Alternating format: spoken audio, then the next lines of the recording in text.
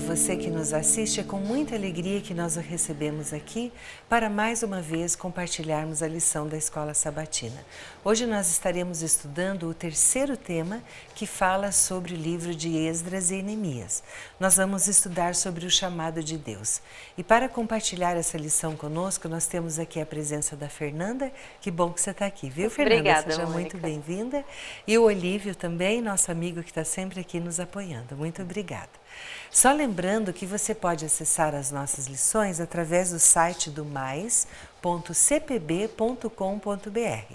Eu vou repetir, mais.cpb.com.br ou também pelo facebook.com/conexão número 7 Curitiba. facebook.com/conexão o número 7 Curitiba. Para iniciarmos então esse estudo, nós vamos pedir a orientação de Deus e eu peço que a Fernanda faça uma oração para a gente, por favor. Claro. Vamos orar.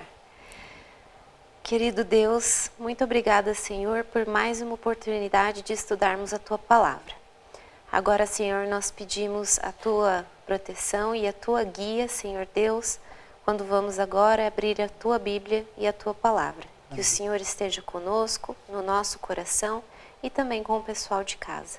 É o que nós te pedimos, em nome de Jesus. Amém. Amém. Eu gostaria de ler bem o comecinho da nossa lição, que o autor ele faz uma reflexão que eu achei muito interessante, eu gostaria de compartilhar nas mesmas palavras que ele diz. Ele fala assim: Deus chama cada pessoa para uma obra específica. Existem critérios que tornam alguém mais qualificado do que outros para realizá-la? A perspectiva humana é diferente da perspectiva divina ao estabelecer esses critérios? A maioria das pessoas provavelmente responderia que sim, principalmente as duas últimas perguntas. Há momentos em que Deus nos capacita para realizar uma tarefa específica por meio da educação ou das experiências. Outra vez, Ele nos escolhe para o serviço simplesmente porque somos dispostos e humildes. Nem sempre é fácil saber qual é o chamado de Deus para a nossa vida. Eu achei aqui muito interessante porque às vezes a gente pode achar que uma pessoa não é tão capacitada para fazer alguma coisa. E aos olhos de Deus ela é a pessoa adequada. Né? E eu vejo assim, ó, um dos grandes critérios que a Bíblia me ensina, eu acho que vocês concordam comigo, é o quão disposta a pessoa está e entregar a sua vida a Deus e deixar Deus agir através da vida dela. Porque na realidade capacidade mesmo nenhum de nós temos, né? A nossa capacidade vem totalmente de Deus, é uma benevolência de Deus. Então assim, às vezes muitas coisas que você pode estar sendo chamado ou nós, a gente não se sente capacitado, mas não tem problema. Porque Deus vai à frente e Ele nos transforma e Ele nos capacita. E é isso que a gente está vendo sobre a vida de Esdras e Neemias. Não é? E eu queria que você falasse, Olívio, você começasse falando sobre o chamado deles. Como é que foi isso? É uma coisa assim interessante porque a gente fica pensando, né, isso que você falou, que normalmente você encara um desafio quando você se considera preparado para encarar esse desafio, né? Mas em se tratando do chamado de Deus, isso nem sempre acontece, né? Às vezes você recebe um chamado, fica perplexo, né, achando que você não tem condições, não tem capacidade de efetivamente atender esse chamado a contento. Contudo, o que nós vemos na vida de Esdras e de Neemias é que tanto um quanto o outro foram pessoas que se prepararam para uma ocasião em que isso acontecesse. Sim. Não de forma premeditada. Nós vemos que Esdras, principalmente quando fala bastante aqui a respeito dele, né? Ele tinha assim o coração dele ligado à lei de Deus, ele se preocupava em aprender, em querer fazer o que era correto. Neemias seguiu a mesma linha de raciocínio, né? Pessoas que estavam apostos para aquilo que Deus orientasse a eles, indicasse a eles. E de fato isso acabou acontecendo. Então o que nós vemos assim, que para Deus nem sempre é aquele que é o capacitado, mas é aquele que se dispõe a atender. Sim. E daí Deus capacita, né? A gente ouve muito dizer que Deus chama, mas a pessoa, muitas vezes sendo despreparada, e assim muitas vezes acontece, ela é capacitada por Deus pela disposição em atender o chamado. E às vezes também a gente pensa que todo chamado de Deus vai ser muito contra a nossa vontade. Sim. Né? A gente sempre acha que a obra de Deus vai ser uma coisa pesada, trabalhosa, e que você vai ter que fazer aquilo de total abnegação. Mas às vezes não sempre, Deus conhece as nossas preferências, Deus conhece os nossos talentos naturais, né?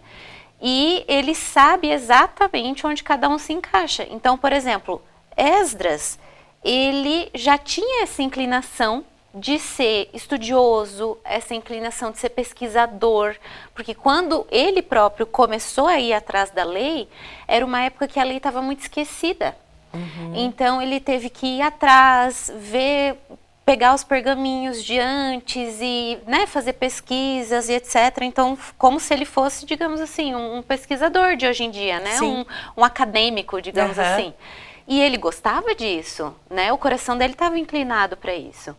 E às vezes a gente acha assim que tudo que a gente gosta, isso aí Deus não pode usar, entendeu? Como se tudo isso Deus não tivesse serventia disso.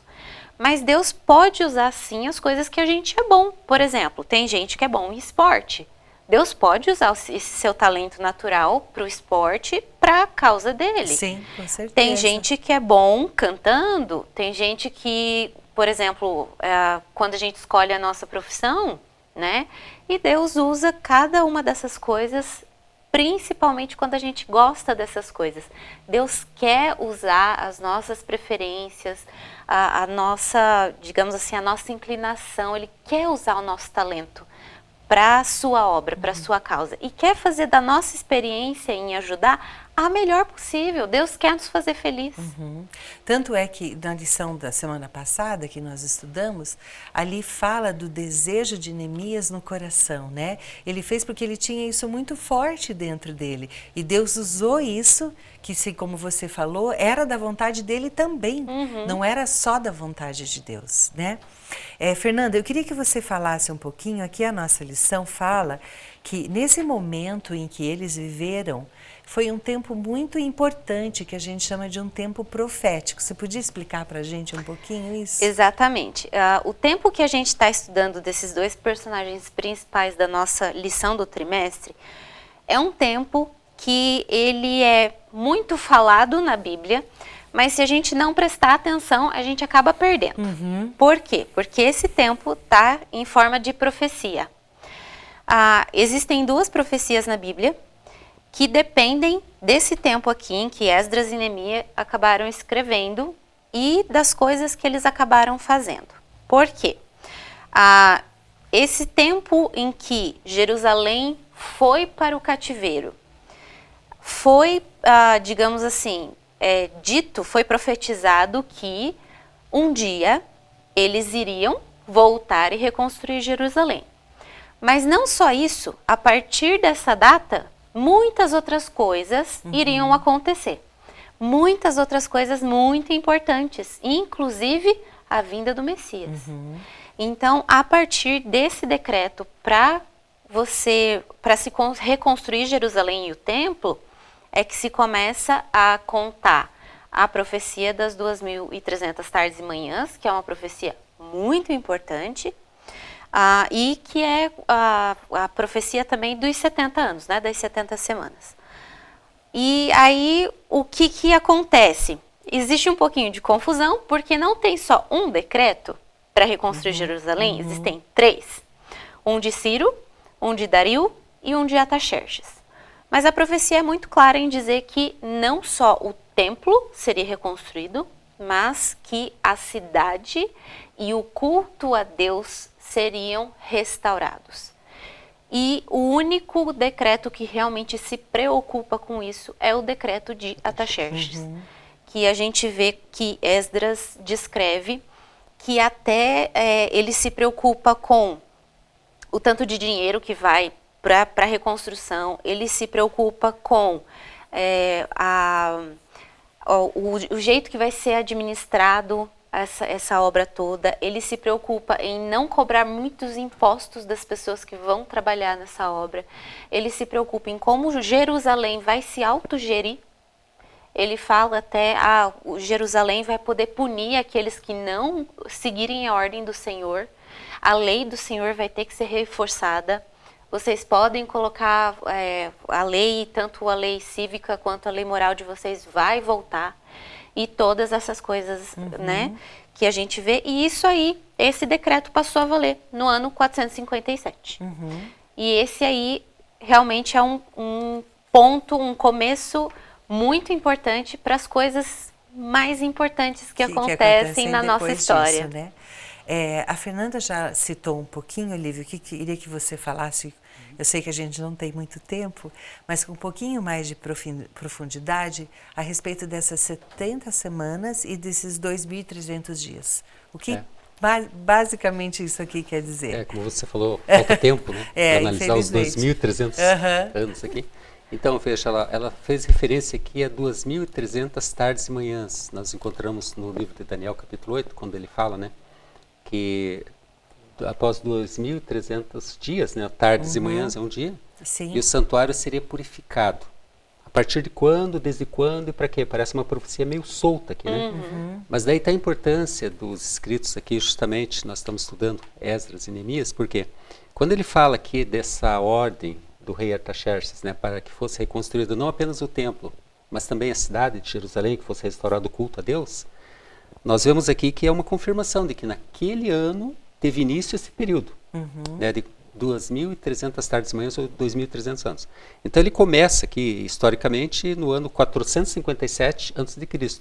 Então, 457 a.C. começou essa contagem de 2 períodos, na realidade, né? Você falou 2.300 anos e depois foi em 490 anos ou 70 semanas, que as duas estão na profecia, inclusive Daniel capítulo 9. O que acontece?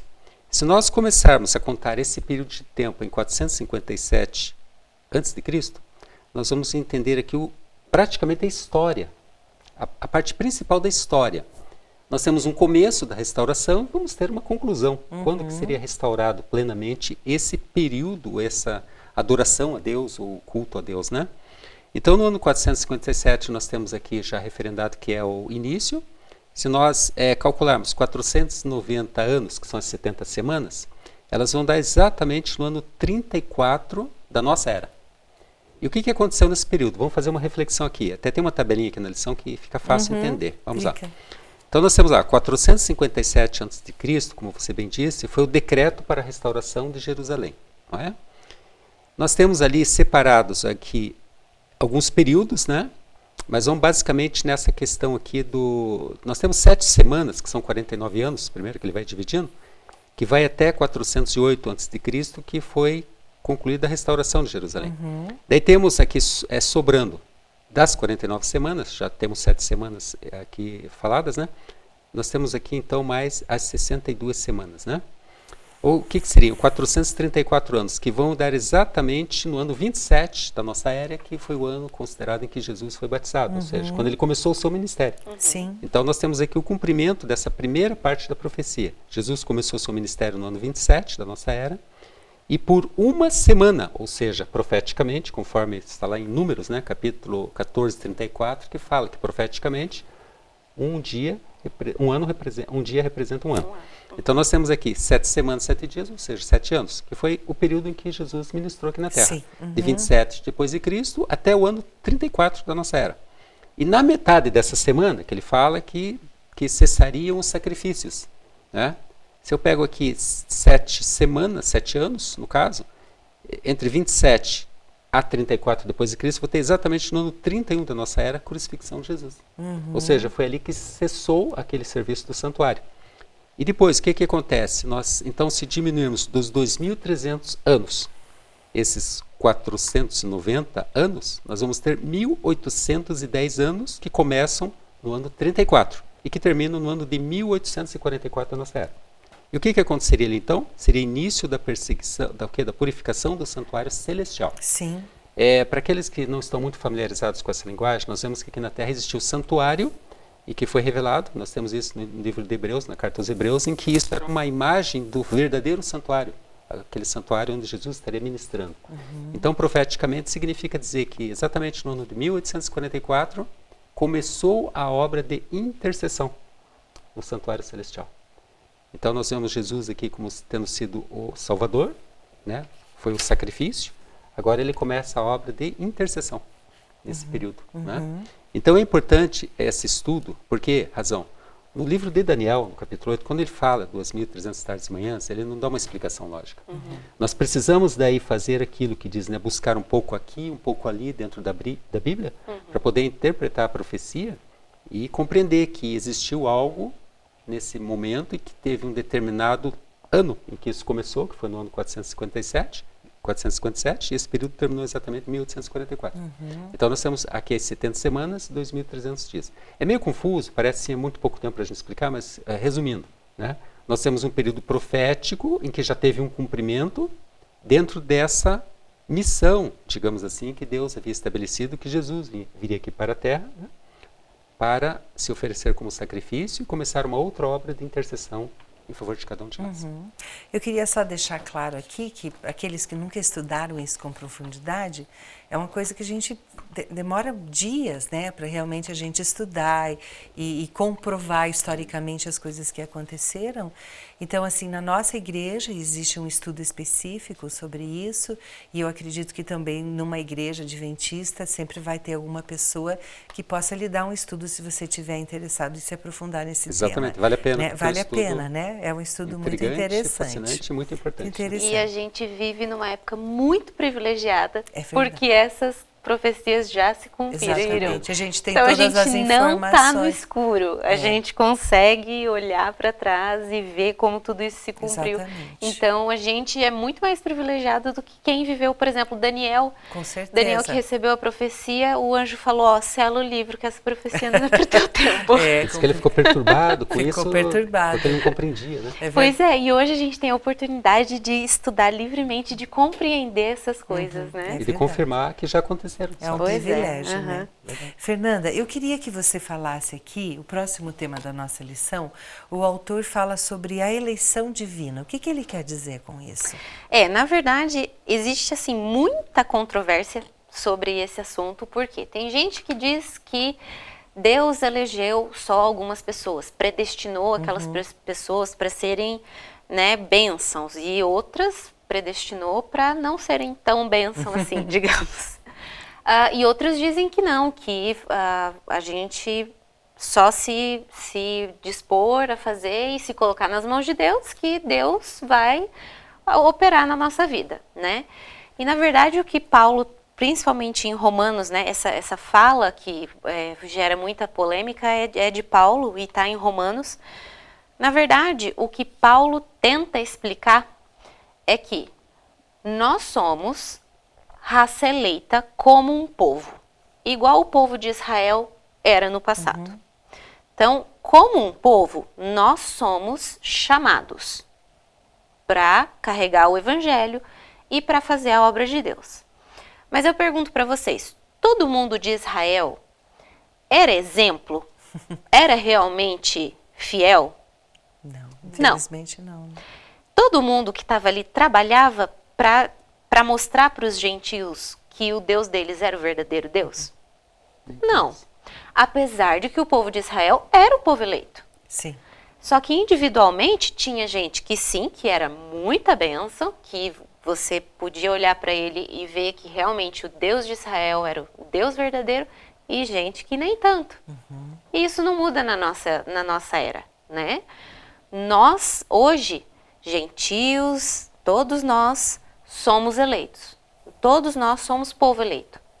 Agora, se eu não quero aceitar a minha tarefa específica para ser luz onde eu estou, então eu tenho o livre-arbítrio de querer não fazer essa tarefa. Por um exemplo, quando teve os decretos para ir lá e reconstruir Jerusalém, por exemplo, o Ciro, por exemplo, que deu o primeiro decreto, né? Falou, quem quiser pode ir lá para Jerusalém, pode ir lá reconstruir a cidade. Lá no livro de Esdras fala que mais ou menos umas 14 mil pessoas foram. Era todo mundo? Era todos os judeus que estavam lá?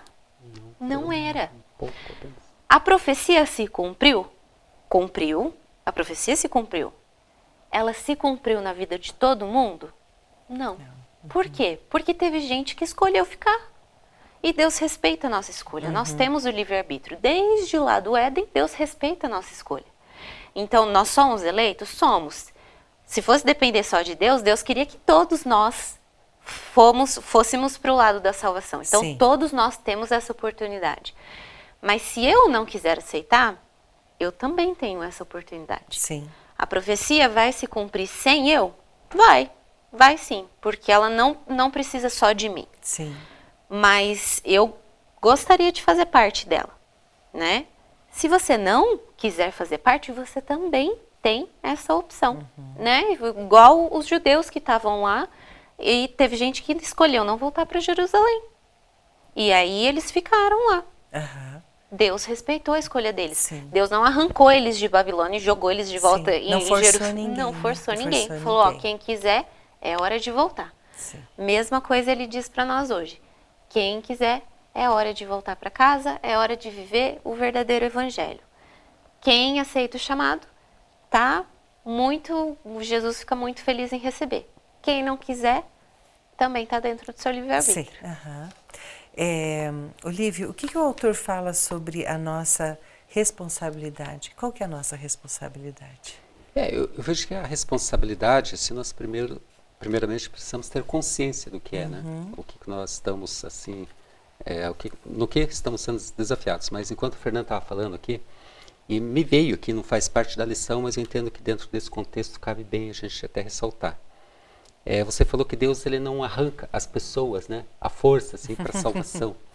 Mas a Bíblia tem um relato que aconteceu isso. Se você lembrar especificamente da história de destruição de Sodoma e Gomorra, né? Sim, Você vê Ló e a família dele, É não fala verdade. que os anjos tiveram que arrancar e levar pressa porque a cidade ia ser destruída, eles estavam ali hesitando, né? Envolvidos com as coisas da cidade. Mas ali em resposta aí que vem o poder da oração, né? A oração de Abraão. Que ele orava pelo seu sobrinho, ele se preocupava com o sobrinho dele, orava, pedia muito a Deus, tanto que ele intercedeu, né? Naquele momento, mas se tiver 10 pessoas, se tiver 5 Sim. pessoas, tal, ele tentava argumentar com Deus para não destruir a cidade, porque ele sabia que o sobrinho dele estava lá. E Deus entendeu isso assim, eu entendo por que você está preocupado, porque o seu sobrinho e a família dele estão lá. Então, foi lá, convidou para que ele saísse, né? Eles hesitaram e tal, os anjos meio que arrancaram. Assim. Puxaram Então pelo isso braço. pode até acontecer, né? Porque para Deus tudo é possível, mas eu vejo aqui a importância da oração intercessória, né? De intercessão, para que você ore pelas pessoas e Deus vai ouvir sua oração. Muitas vezes a pessoa ela é tocada de uma forma que ela não compreende, Sim. mas a decisão é dela sempre. Sempre. Sim. Né? verdade. Ela não vem de uma forma assim inconsciente, ela vem de uma forma até consciente porque ela quer, mas ela não entende o que fez ela mudar de ideia. Né? Sim, aham. É verdade. Tá, voltando da questão da responsabilidade que você perguntou, da questão do chamado. Nós vemos aqui que Esdras e Neemias, eles tinham consciência daquilo que eles estavam fazendo e eles estavam atendendo um chamado de Deus e atenderam de uma forma assim pronta, né? Eles exatamente sabiam da importância e da responsabilidade que eles teriam em atender o chamado. E a Bíblia relata também algumas outras situações de pessoas que foram chamadas e não aceitaram de forma muito espontânea, assim, né? E um dos grandes exemplos clássicos é o chamado de Moisés. Porque Moisés, ele teve um contato pessoal com Deus, ele esteve ali, ele presenciou o poder de Deus, né? Ele tinha certeza que era Deus que estava ali naquele momento e que Deus tinha uma missão para ele. Qual que era? Uma missão muito simples. Vai lá e tira o povo de Israel do Egito. Muito simples. Né? Uma coisa assim que ele E ele pensou, hesitou quem sou muito, eu? né, Olívio? Mas com razão, Com né? Vamos pensar, cá entre Pois nós. é. certeza. Pois Você é. chama você para uma missão como aquela. Exatamente, tirar milhões de pessoas dentro de um país, né? Pelo meio do deserto, provendo todas as coisas. Tinha que ter muita Muita fé. fé. Ele Arriscar tinha. a própria cabeça, né? Arriscar a própria cabeça. Ele É. já tinha passado por problemas no Egito e tal. Mas eu vejo assim, Moisés, ele tentou argumentar com Deus de uma forma assim muito de dar desculpas e baseado na sua própria limitação humana. E nós muitas vezes fazemos isso, né? Então ele disse a primeira coisa, mas eu não sou a pessoa adequada, eu não sei nem falar direito, né? E começou a argumentar, e Deus mostrando para ele que não era por ser ele com a capacidade dele, mas que apesar da incapacidade dele, Deus queria mostrar que o poder estava com Moisés através de Deus. Ele queria mostrar isso para todo mundo, que era uma força sobrenatural que estava resgatando o povo de Israel do Egito. Aí Deus, tudo bem, eu quero que você vá, mas eu não posso, isso e aquilo e tal. Então tá bom, então chama o seu irmão, Arão. Arão fala muito bem, é uma pessoa articulada, então vai Arão no teu lugar. Mas você vai estar junto com ele. Entende? Arão vai ser o seu porta-voz. E aquilo que você falar é como se o próprio Deus estivesse falando. Né? E Moisés teve aquela experiência maravilhosa de retirar o povo do Egito com mão poderosa, chegar diante do Mar Vermelho e o mar não abria, mas ele precisou tocar no mar para o mar abrir. Então a gente vê assim que na nossa existência nós somos desafiados muitas vezes para algumas missões, alguns propósitos que nós dependemos exclusivamente do poder de Deus. Mas se nós não dermos o primeiro passo, se nós não ferirmos o mar vermelho que está diante de nós, o mar não se abrirá, Deus não abrirá os caminhos. Então, o poder de Deus se manifesta através da nossa iniciativa, da nossa vontade e disposição de atender esse chamado. E é uma coisa interessante, né, Olívio, porque muitas vezes a gente não vê pessoas extremamente capacitadas fazendo a obra de Deus. Sim. Porque delas se acham tão autossuficientes Vão se vangloriar, que é né? difícil de Deus atingir, né? Então tudo aquilo que elas vão fazer vão achar que é por mérito próprio, Exatamente. né? Então, eu gostaria, para a gente terminar a nossa lição, vou começar com você, Fernanda. O que durante esse estudo aqui dessa semana mais te chamou a atenção que você gostaria de deixar com as pessoas que nos ouvem? Durante essa lição, a gente pôde ver 2 exemplos muito claros de pessoas que amavam muito a obra de Deus. Então, às vezes, nós hoje estamos muito confortáveis e às vezes esse amor pela causa de Deus não brota na gente porque nós estamos muito atarefados com as outras coisas, né? Com o nosso dia a dia, com os nossos afazeres e as nossas preocupações. E Esdras e Neemias amavam uma lei, um templo que estavam esquecidos e totalmente quebrantados. E mesmo assim, o coração deles, a vontade deles estavam nisso aí. E hoje, que a gente tem tudo nas mãos, será que a gente não deveria estar fazendo muito mais do que eles fizeram na época? 10, 100 vezes mais? Então, onde será que está faltando? Será que está faltando empenho nosso, amor? O que será que a gente pode fazer a mais? Quem será que a gente pode chamar para ser os próximos Esdras, os próximos Neemias? Será que eu posso ser um deles? Né? Como será que eu chego lá? Então, acho que a gente deve olhar principalmente para esse trimestre todo, querendo ser um desses. Foram grandes homens, apesar de serem personagens menores na Bíblia, né? A gente não fala tanto deles quanto de outras pessoas, mas foram grandes homens e fizeram grandíssimas coisas. Então, acho que a gente tem que olhar para esse trimestre com muito carinho e com muita ambição, para a gente ser um Esdras, para a gente ser um Neemias do nosso tempo. Amém. E para você, Olívio? Eu vejo assim, dentro disso que até a Fernanda ressaltou, né, na nossa vida prática, né, na nossa vida diária, o que isso acontece. Você comentou inicialmente aqui que nós vivemos um tempo assim privilegiado em função do que já aconteceu, que a gente pode confirmar que a profecia é fiel e verdadeira, aquele que prometeu é fiel e verdadeiro para cumprir a profecia, que nós já estamos vivendo no final desse período, né? Então é muito mais cômodo. Eu penso assim, mas na nossa vida a gente tem alguns desafios que muitas vezes a gente acaba até pensando, será que eu devo fazer isso, não devo?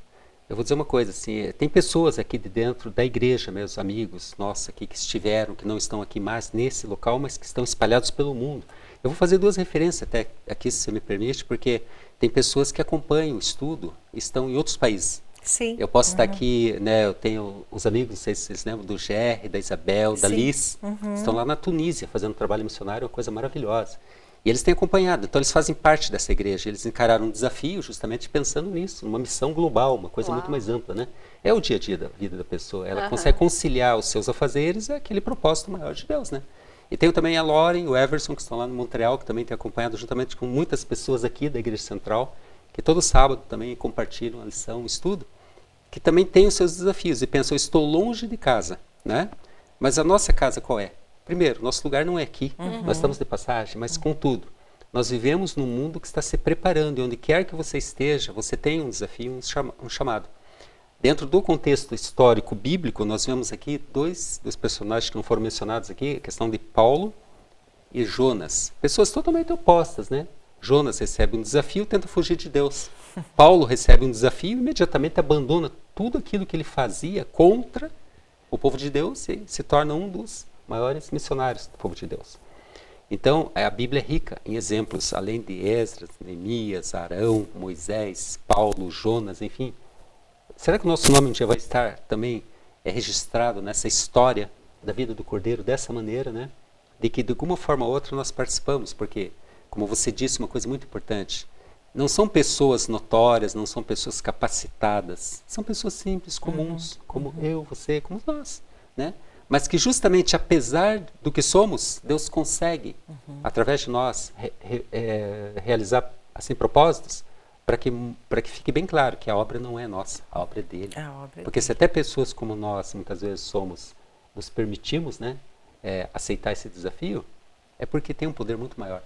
Né? Tem um poder muito maior. É verdade. Então eu vejo assim que todas as pessoas têm oportunidade. A Bíblia fala de escolhas, de eleição, né?